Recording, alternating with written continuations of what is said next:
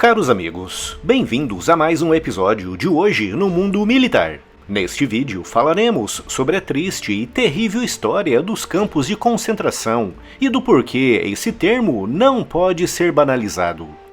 A MoveOn cuida de todas as etapas do processo de registro de marcas, desde a busca prévia até o acompanhamento no INPI. Com mais de 700 clientes no último ano, a MoveOn é reconhecida pelo seu atendimento e agilidade. O canal Hoje no Mundo Militar foi registrado pela MoveOn. Invista em prevenção, registre a sua marca. Os links e os meios de contato estão aqui na descrição. Por definição, um campo de concentração é o local onde pessoas são mantidas presas sem terem tido a oportunidade de passarem por um julgamento minimamente justo e, normalmente, em condições terríveis, tanto com relação às instalações em si, como com relação à alimentação, cuidados sanitários e trabalho. Uma outra característica importante que define um campo de concentração é que os detentos pertencem a grupos de pessoas consideradas indesejadas pelo regime no comando daquelas instalações. Grupos que podem estar relacionados com a nacionalidade, a religião, a orientação sexual, a política ou então militares capturados em conflitos armados.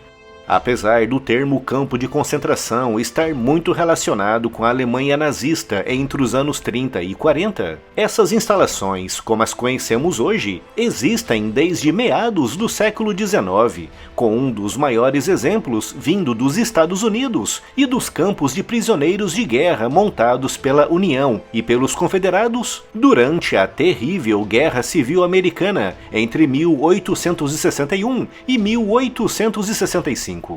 Estima-se em cerca de 400 mil o número de militares detidos naqueles campos, com 15% deles morrendo no cativeiro devido às duras e terríveis condições na maioria dos campos, com destaque para o campo de Andersonville, na Geórgia, mantido pelos confederados, onde quase 30% dos soldados ali detidos morreram devido a maus tratos, doenças, desidratação e inanição.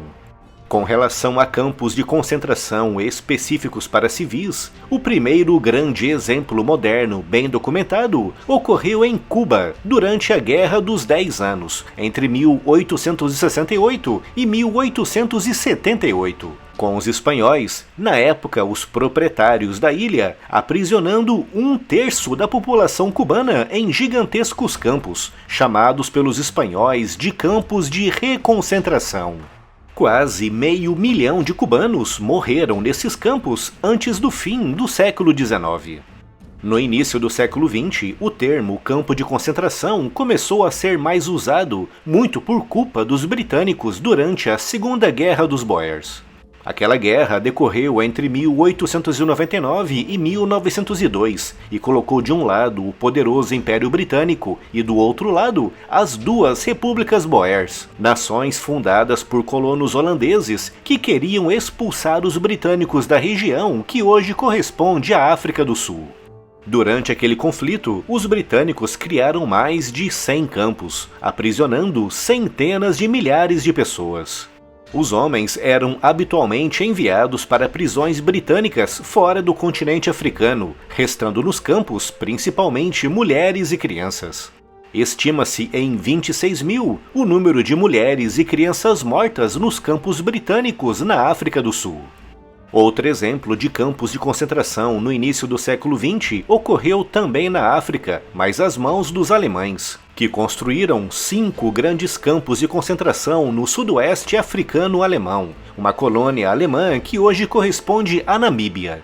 Estima-se em mais de 70% a taxa de mortalidade dos povos africanos locais aprisionados pelos alemães naqueles campos. A mortalidade era tão elevada que os alemães emitiam a certidão de óbito logo à chegada do prisioneiro para poupar tempo e agilizar na burocracia. Durante o genocídio do povo armênio, realizado pelos turcos entre 1915 e 1916, no qual mais de 1 milhão de armênios foram mortos, os turcos criaram diversos campos, principalmente onde é a atual Síria, na época uma província otomana. Apenas em um deles, o de Deir ez-Zor, mais de 150 mil armênios foram mortos em apenas 2 anos. Poucos anos depois, em 1923, após a vitória dos comunistas na Guerra Civil Russa, surgiu um novo tipo de campo, os gulags, uma abreviação que em russo significa Administração Principal de Campos. Uma adaptação de um sistema que já existia na Rússia czarista, mas em muito menor escala. Após os comunistas tomarem o poder na Rússia, ficaram com um grande problema nas mãos. O que fazer com os milhões de prisioneiros de guerra e de cidadãos soviéticos que não apoiaram a causa comunista durante o conflito? Com os gulags, os comunistas resolveram esse problema, enviando para lá mais de 1,5 milhão de pessoas nos primeiros 10 anos de operação. Como os gulags eram essencialmente campos de trabalhos forçados, os comunistas soviéticos resolveram também outro grave problema: a falta de infraestruturas como estradas, pontes, barragens e a drenagem de pântanos para a criação de campos de cultivo. Toda aquela gigantesca massa de mão de obra escrava foi amplamente usada para a realização de obras em ambientes e em condições terríveis, como no meio da Sibéria, em temperaturas de menos 50 graus, e no meio do deserto do Cazaquistão, em temperaturas de quase 45 graus. Sempre com roupa inadequada e, principalmente, alimentação insuficiente para uma carga de trabalho tão extenuante. No total, cerca de 18 milhões de pessoas passaram pelos gulags entre 1923 e 1961, com cerca de 10%, ou o equivalente a 1,8 milhão de pessoas, morrendo durante o cativeiro. Em 1933, os campos de concentração voltaram com força total na Europa, mas desta vez às mãos dos nazistas alemães.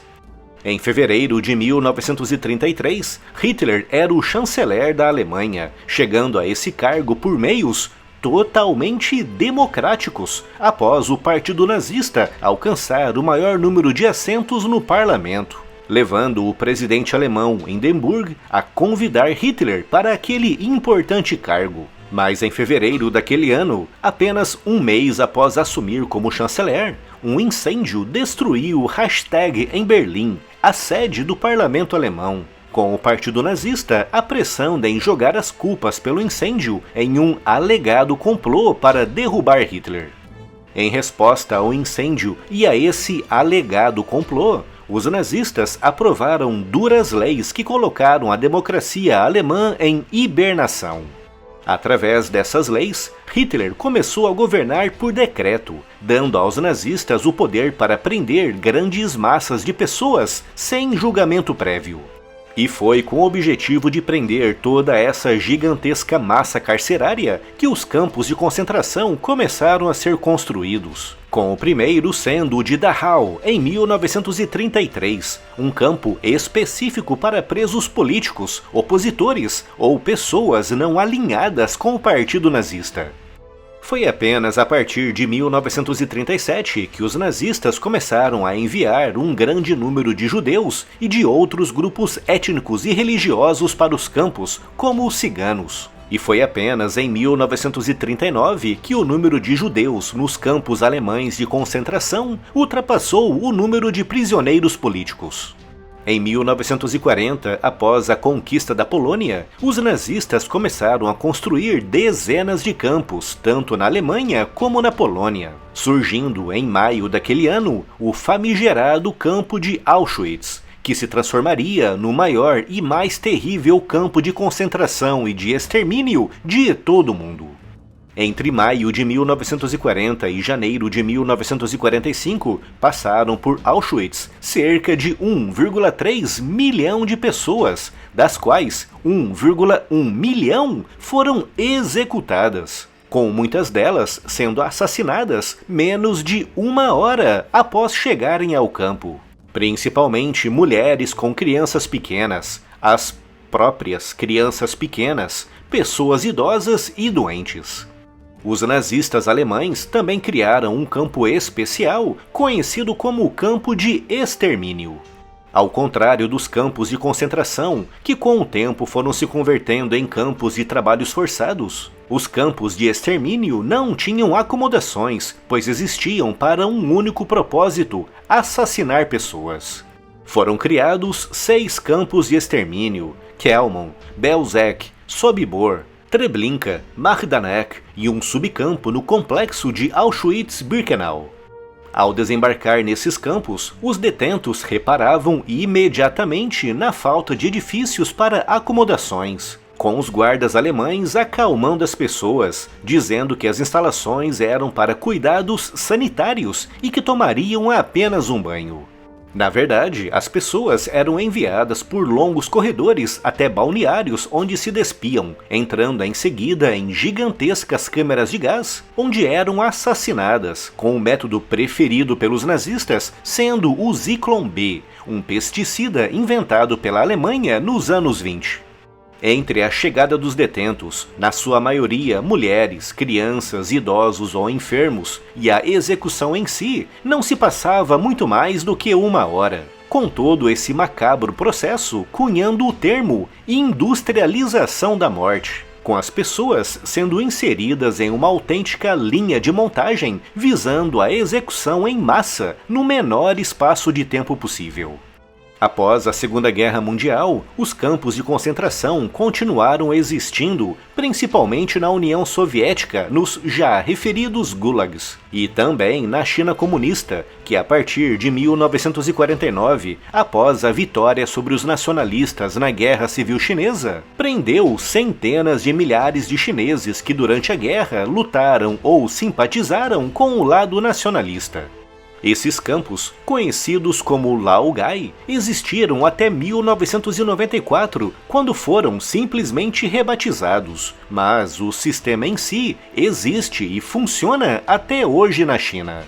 Estima-se que entre 12 a 15 milhões de chineses morreram em campos de concentração na China. E estima-se que agora, em 2022, cerca de 1 milhão de chineses estejam presos em campos de concentração, principalmente membros da etnia uigur, locais rebatizados pelo Partido Comunista Chinês de campos de reeducação política. Na Coreia do Norte, estima-se em até 3 milhões o número de pessoas detidas em gigantescos campos de concentração e de trabalhos forçados. Os campos de concentração, em todas as suas formas, representam a expressão mais cruel de um processo visando não apenas a desumanização de grandes grupos de pessoas, mas também o seu extermínio. Não param de chegar novidades à loja do canal. Se você procura aquele presente bem legal com o tema do militarismo, a loja do canal é o lugar certo para você. O link da loja você encontra aqui na descrição.